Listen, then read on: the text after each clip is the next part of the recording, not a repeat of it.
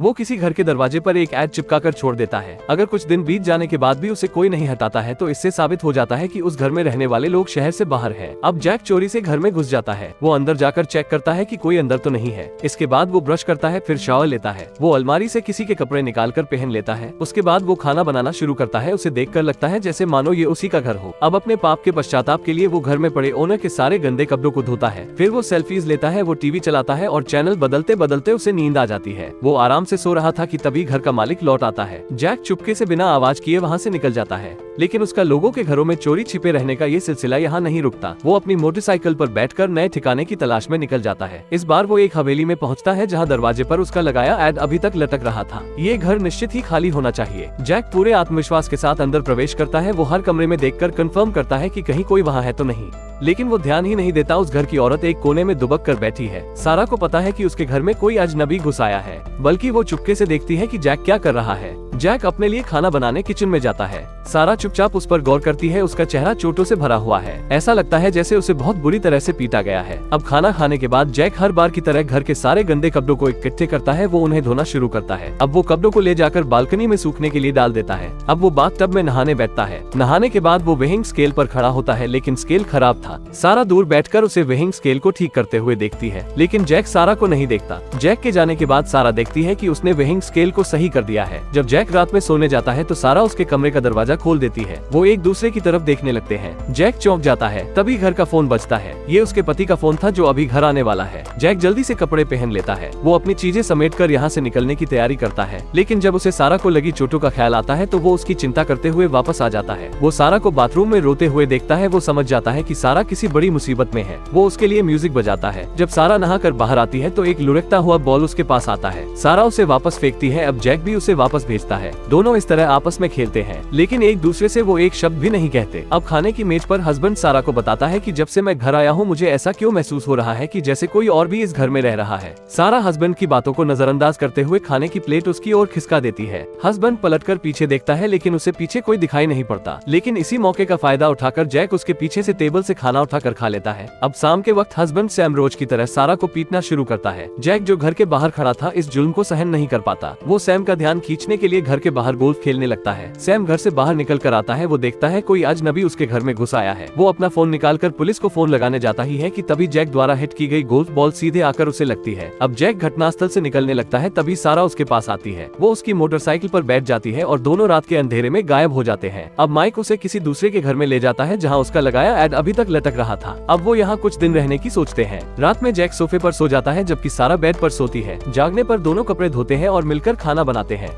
अब घर को साफ सुथरा करके वो कुछ दिन बाद एक नए घर की तलाश में निकल जाते हैं। इस बार वो एक बॉक्सर के घर में घुसते हैं। सारा और जैक मिलकर बॉक्सर के साथ एक सेल्फी लेते हैं। अब रात को दोनों सो जाते हैं, लेकिन दोनों ने नहीं सोचा था कि बॉक्सर आधी रात को घर आ जाएगा। अब दो अजनबियों को अपने घर के बेड पर लेटे देख बॉक्सर बॉक्सिंग ग्लव्स पहनकर उनके पास जाता है। वो जैक के मुंह पर एक जोर का मुक्का मारता है, लेकिन सही समय पर बॉक्सर की बीवी उसे पीछे खींच लेती है। लेकिन जब उन्हें पता चलता है कि घर में कुछ भी चोरी नहीं हुआ है तो वो जैक और सारा को जाने देते हैं। लेकिन वो दोनों हमेशा की तरह किसी दूसरे के घर में रहने के लिए निकल जाते हैं। अब दोनों एक दूसरे के पास आने लगते हैं। एक दूसरे से बिना कुछ कहे वो एक दूसरे की मन की बातों को समझने लगे थे। एक दिन वो एक कमरे में मालिक को मरा पड़ा देखते हैं। जब उनका उसके घर वालों से कोई संपर्क नहीं हो पाता, वो मिलकर उसका विधि विधान से अंतिम संस्कार कर देते हैं। इसके बाद वो घर आकर खाना बनाकर खाने लगते हैं, लेकिन तभी दरवाजे पर किसी के आने की आवाज सुनाई देती है। ये उस मृत व्यक्ति का बेटा था जो किसी जरूरी काम से शहर से बाहर गया था। वो आते ही दो अजनबियों को अपने सामने देखता है, जबकि उसके पिता वहाँ नहीं है। जैक और सारा को पुलिस अपने साथ ले जाती है। सारा की जमानत उसका पति सैम कर देता है, जबकि जैक जेल चला जाता है। जेल में जैक हवा में गोल्फ खेलता है, जिसे देख दूसरे कैदी उसे पागल समझकर हंसते हैं। जैक उनकी ओर ध्यान नहीं देता। अब कुछ ही देर में उनके बीच लड़ाई शुरू हो जाती है। अब जैक को एक अलग सेल में रख दिया जाता है। अब जैक यहाँ पर खुद को दूसरों के सामने छिपाने की कला का अभ्यास शुरू करता है। वो गार्ड से छुपने की कोशिश करता है, लेकिन जल्द ही गार्ड उसकी परछाई को देख लेता है। वो उसे अपनी लाठी घुमाकर मारता है। जैक की खूब पिटाई होती है, लेकिन जैक अपनी कला को और निखारता है। अब जब गार्ड फिर से उसके सेल में आता है तो वो जैक को देखने की बहुत कोशिश करता है, लेकिन जैक उसे कहीं कहीं दिखाई नहीं देता। अब समय बीता है और जैक को जेल से रिहाई मिल जाती है। जेल से निकलते ही सबसे पहले वो सारा को ढूंढने जाता है। सारा को अभी भी सैम प्रताड़ित कर रहा था। सैम को हमेशा ऐसा लगता था जैसे कोई घर में छिपकर रह रहा है, लेकिन वो उसे कभी नहीं देख पाया। सारा को मालूम हो गया था कि जैक वापस आ गया है। आखिरकार सारा के चेहरे पर सालों बाद मुस्कान लौट कर आती है। अब जैक हमेशा सारा के हस्बैंड के पीछे छिप कर रहता है। सारा उसके लिए खाना बनाती है, वो उसे देखकर मुस्कुराती है। सैम को लगता है वो उसे देखकर मुस्कुरा रही है और इस तरह जैक हमेशा सारा के साथ रहने लगता है। पूरी फिल्म के दौरान नायक और नायिका एक भी बार आपस में नहीं बोले। शायद उन्हें डर था कि कुछ बोलने से कहीं उनके बीच प्यार में कोई कमी न आ जाए। बिना बोले ही दोनों के बीच कमाल की अंडरस्टैंडिंग, एक कमाल का कनेक्शन था।